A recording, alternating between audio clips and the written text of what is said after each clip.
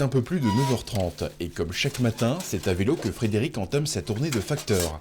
Mais avant de finir dans votre boîte aux lettres, vous êtes-vous déjà posé la question où transitez votre courrier? Réponse ici, à la nouvelle plateforme de distribution du courrier des Vosges du Nord, installée depuis peu dans des locaux flambant neufs aux portes de Reichshofen dans la zone Santols. Budget d'investissement pour la Poste, plus de 300 000 €.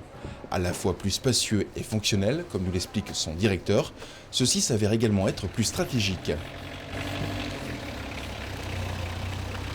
Nous sommes passés de 80 mètres carrés d'exploitation à 480 aujourd'hui, avec un accès facilité pour les camions qui ne rentrent plus dans le centre-ville de Niederbronn, mais qui arrivent, qui ont un accès direct sur la plateforme de distribution. Dès 6h45, les 75 salariés du site sont à pied d'œuvre. Après l'arrivée du premier camion de livraison du courrier à 7h10, sans oublier le suivant pour les colis, le travail de tri commence.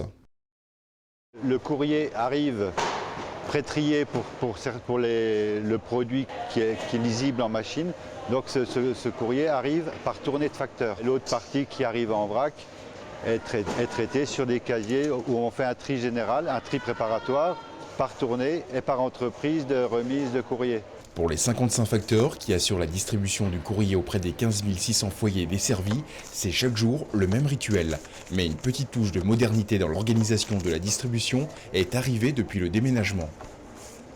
Précédemment, le facteur travaillait sur un casier où chaque case correspondait à une rue, où le tri se faisait horizontalement. Et après, le facteur devait reprendre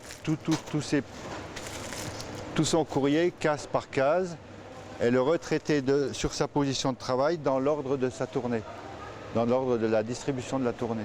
Aujourd'hui, avec les nouveaux casiers, le facteur, en un seul geste, fait ce qu'il faisait précédemment en 2 ou 3 mouvements sur les anciens casiers.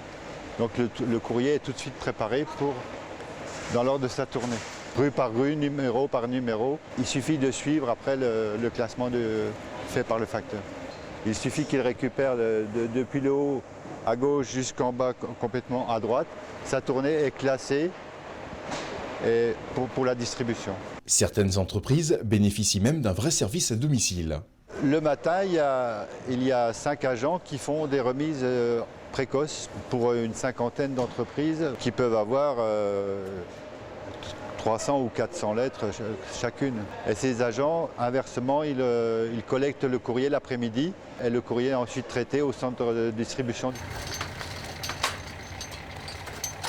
Pour les entreprises, un espace leur est également réservé, composé d'un guichet accueil avec de nombreux services et l'ensemble des boîtes postales. Pour information, ce guichet est également accessible au public. Avec 73 millions d'euros d'investissement prévus en Alsace pour la modernisation de son fonctionnement, la Poste serait-elle en train de revoir sa copie avant l'ouverture totale du marché à la concurrence d'ici 2011 ? Il est vrai, quelques hivers passeront d'ici là, et pour Frédéric, notre facteur, pas d'inquiétude pour l'instant, il n'est pas prêt de s'arrêter de pédaler.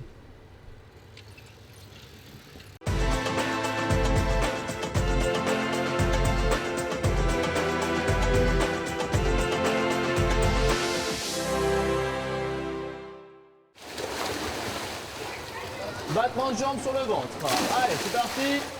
Le mercredi matin à la piscine de Niederbronn, l'école de natation bat son plein.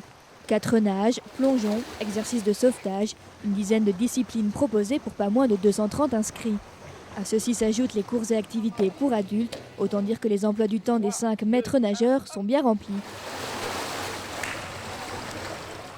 Et pour pouvoir enseigner en toute sérénité, sécurité et hygiène du bassin sont les 2 maîtres mots de l'équipe des Aqualis. Côté sécurité, notre activité principale lors de la surveillance, c'est faire de la prévention pour éviter l'accident justement. On fait un peu de police au bord du bassin, c'est pas toujours agréable, mais c'est ce qu'il faut. Parce que sinon, on se rend compte qu'il peut y avoir des accidents. On répète souvent qu'il ne faut pas courir sur les plages parce qu'on peut glisser, qu'il ne faut pas sauter sur les autres. Les maîtres nageurs sont également sauveteurs et en cas d'incident, tout est prévu pour qu'ils puissent délivrer les premiers soins. On a des bandages en cas de besoin, si jamais on a des enfants qui s'ouvrent, qui ont des plis un peu plus importants, qui nécessitent des points de suture, ce genre de choses. Donc matériel de désinfection, pommade pour les contusions, Pour l'été, on a aussi de la pommade pour les piqûres d'abeilles. Le matériel d'oxygénothérapie, c'est une bouteille qui permet d'administrer de l'oxygène à une personne en cas de besoin.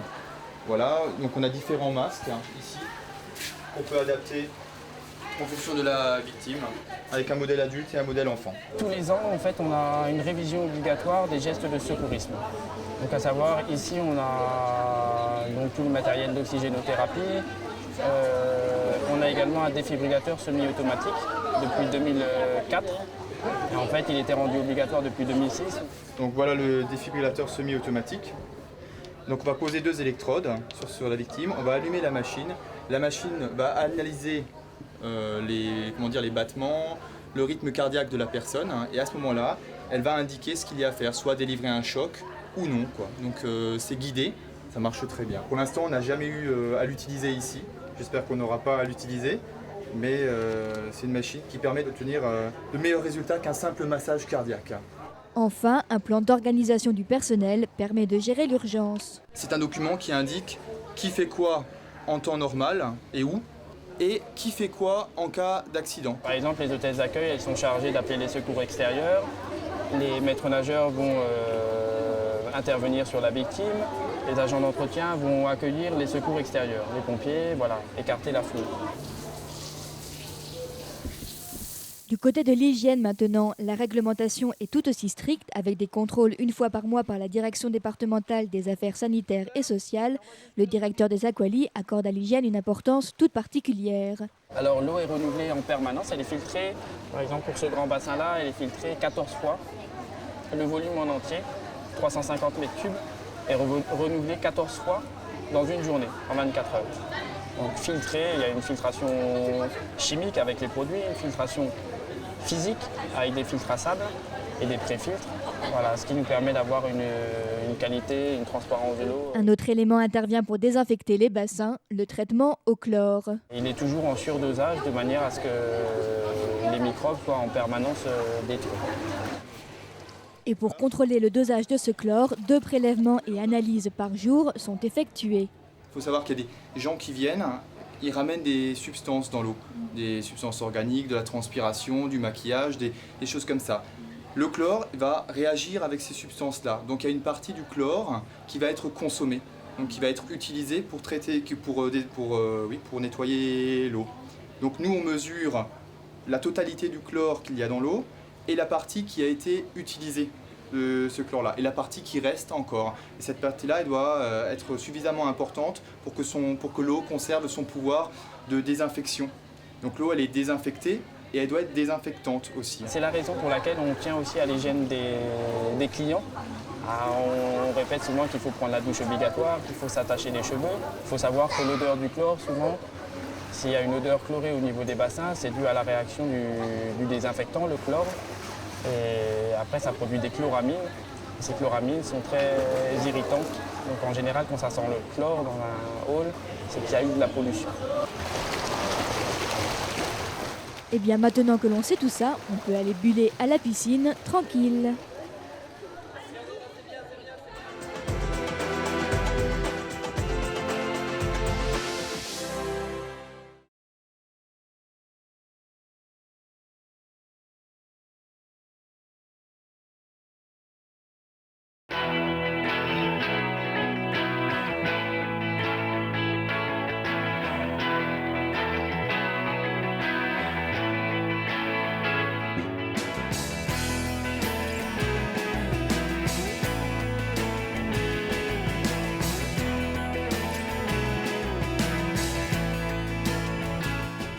Bienvenue dans Info Hebdo, au sommaire la sortie d'un ouvrage sur Niederbronn, séance dégustation autour de l'eau, un apprentissage pour mieux vivre ensemble et un clin d'œil à l'une des productions du Festival des Petites Vues.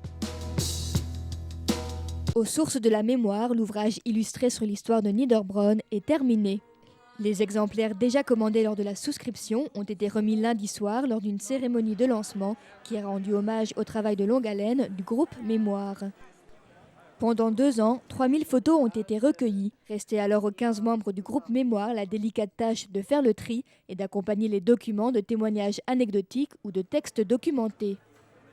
Au final, pas moins de 240 pages dont 16 en couleur et 600 illustrations retracent l'évolution de la ville à travers le XXe siècle, le document le plus ancien datant de 1858. Des lavoirs aux joutes nautiques, vous trouverez également au fil des pages des anecdotes livrées par des personnes âgées sur le thème de l'eau. Un livre qui est également l'aboutissement d'un projet intergénérationnel sur la mémoire que vous pouvez vous procurer à l'Office du tourisme ou à la mairie de Niederbronn au prix de 35 €. Ce petit geste de la vie courante, vous êtes nombreux régulièrement à le faire. Ouvrir le robinet pour se désaltérer un peu. Mais le saviez-vous, toutes les eaux potables n'ont pas forcément le même goût. À ce sujet, des spécialistes se sont rendus au contact de la population dans le cadre d'Alsace Science pour un atelier dégustation autour de cette différence de l'eau. Prenons 2 eaux, la douce issue des vallées de Niederbronn et une plus dure issue des puits de Lampertheim, et allons recueillir les impressions. Donc, laquelle préférez-vous des deux? Celle de Lampertheim, c'est sûr. C'est l'eau dure. Si vous préférez l'eau dure, c'est certainement de l'eau dure que vous avez l'habitude de boire habituellement. Mais qu'est-ce que l'eau dure ? C'est une eau qui a traversé des matériaux, je dirais, beaucoup plus calcaires que les grès ou les granites. Donc elle se charge en éléments minéraux en percolant à travers le sol. Et concernant les eaux de source ? Ce sont toutes les deux des eaux qui proviennent des grès, donc qui ont pour caractéristique d'être très peu chargées en éléments minéraux. Donc c'est des eaux qu'on appelle des eaux très douces. Elles sont d'ailleurs à la ressource tellement douce qu'on est obligé de les traiter en les faisant percoler à travers un matériau calcaire pour leur rajouter un petit peu de calcaire de manière à ce qu'elles ne soient pas corrosives et agressives vis-à-vis des canalisations. Conclusion, ceci est bien une affaire de goût et d'habitude, mais n'oubliez pas, la santé dans votre assiette passe également par la santé dans le verre. Toi, moi, eux, nous, mieux vivre ensemble, tel est le thème du programme de rencontres sociales et familiales mis en place par le réseau d'animation intercommunale. L'objectif de ces semaines, c'est de mettre un événement fort sur un bassin de vie pour que les gens puissent échanger, se rencontrer et tout ça pour mettre du lien social sur le territoire. Prévu pour toute la famille, ce programme de rencontres sous forme d'activités ludiques ou de tables rondes citoyennes a permis de discuter et d'échanger afin de réduire les sources de conflits ou de malentendus au sein de nos communes.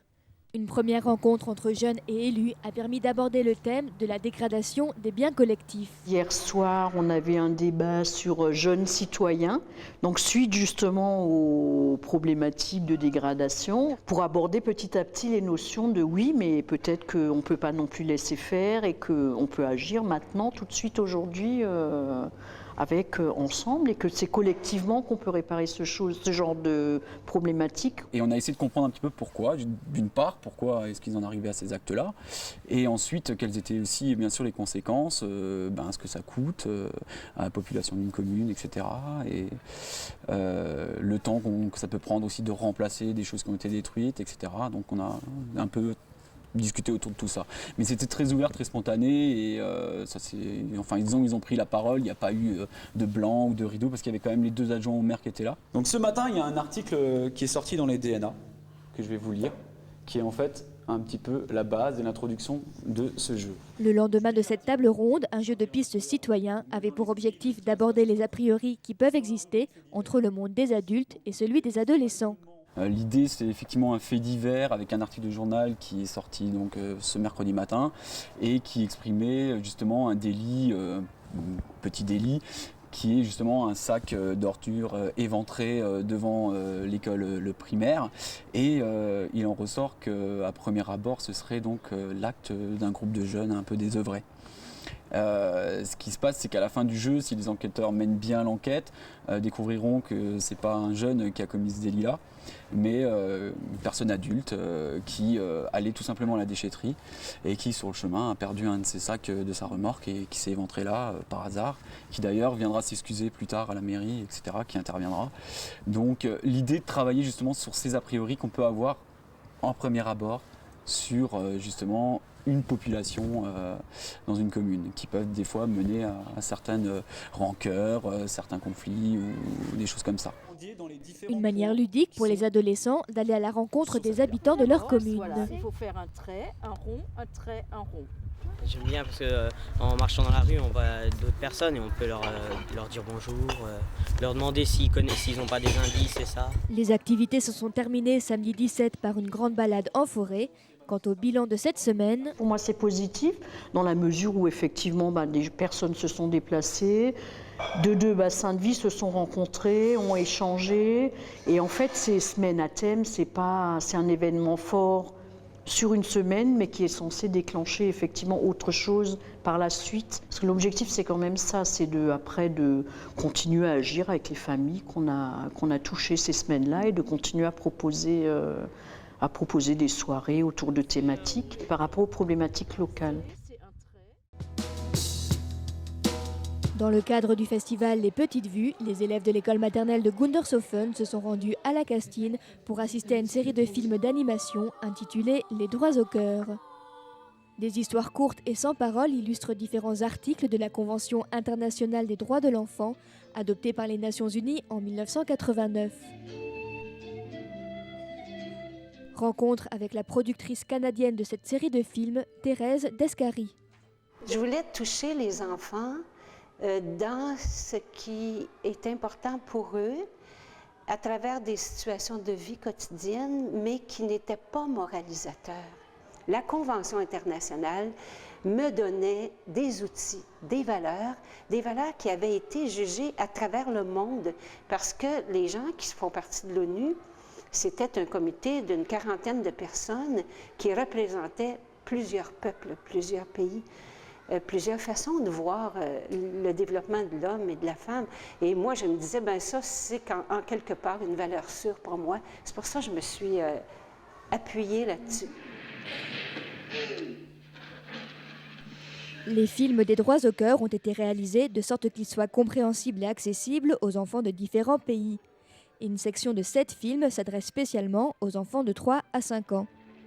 Dans l'équipe, il y avait des pédagogues, des psychologues, des gens compétents au niveau de la Convention, des avocats, une équipe multidisciplinaire qui était là au service des cinéastes. On a trouvé des situations de vie très, très près de la vie des enfants pour que les enfants fassent la Convention, qu'elle devienne leur Convention et que ça les entraîne à réfléchir sur les droits. Depuis 8 ans, ces films font le tour du monde. Ils ont déjà été accueillis par les enfants de 75 pays et ont reçu une 50aine de prix internationaux. Une belle récompense pour un travail de longue haleine. Chaque film prend 2 ans à se faire. C'est du cinéma d'animation, image par image, 24 images secondes. Ça fait plusieurs dessins à faire, hein?